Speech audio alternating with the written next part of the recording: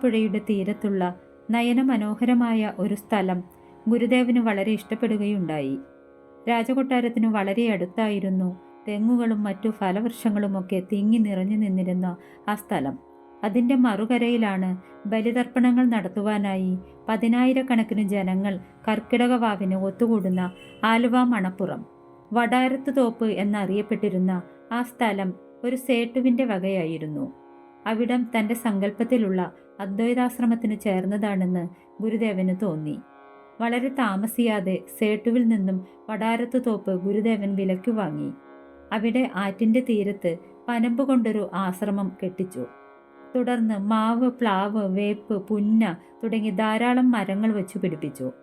തോപ്പിൻ്റെ ഒരിടം വൃത്തിയാക്കി മറ്റു നാടൻ കൃഷികളും ചെയ്തു വന്നു. അതോടെ അവിടം അദ്വൈതാശ്രമം എന്നറിയപ്പെടുവാൻ തുടങ്ങി. ആയിടക്ക് അതിശക്തമായ ഒരു വെള്ളപ്പൊക്കമുണ്ടായി.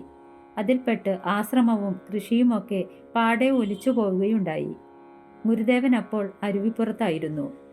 പിന്നീട് ആറ്റിൻ്റെ തീരത്ത് കരിങ്കൽ അടുക്കി കെട്ടി വെള്ളം പെട്ടെന്നു കയറാത്ത നിലയിൽ ആ സ്ഥലം സുരക്ഷിതമാക്കിയെടുത്തു. ഗുരുദേവന് സ്ഥിരമായി വിശ്രമിക്കത്തക്ക വിധം ഉറപ്പുള്ള ഒരു ചെറിയ ആശ്രമ മന്ദിരവും അവിടെ പണി കഴിപ്പിച്ചു. ക്ഷേത്രമോ വിഗ്രഹ പൂജയോ അദ്വൈതാശ്രമത്തിൽ ഏർപ്പെടുത്തുകയുണ്ടായില്ല. അദ്വൈത വേദാന്ത വിചാരത്തിനു പറ്റിയ ഒരിടമായിട്ടാണ് ഗുരുദേവൻ ആ ആശ്രമത്തെ വളർത്തിയെടുത്തത്. അവിടെ ഇരുന്നു പല സന്ദർഭങ്ങളിലായി ജാതി ലക്ഷണം, ജാതി നിർണയം, ദൈവദശകം, ആശ്രമം, ദർശനമാല തുടങ്ങിയ പല കൃതികളും ഗുരുദേവൻ രചിക്കുകയുണ്ടായി. അതിനിടയിൽ അവിടെ ഒരു ബ്രഹ്മചാരി മഠവും സംസ്കൃത സ്കൂളും സ്ഥാപിക്കുകയും ചെയ്തു.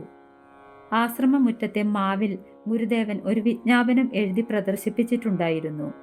എക്കാലത്തെയും ജനതയെ വളരെയധികം ആകർഷിക്കുന്നതായ ആ വിജ്ഞാപനം ഇങ്ങനെയാണ്: ഈ മഠത്തിലെ അഭിപ്രായം മനുഷ്യർക്ക് ഒരു ജാതിയും ഒരു മതവും ഒരു ദൈവവും അല്ലാതെ ഓരോരുത്തർക്കും വെവ്വേറെ ജാതിയും മതവും ദൈവവും ഇല്ലെന്നാകുന്നു.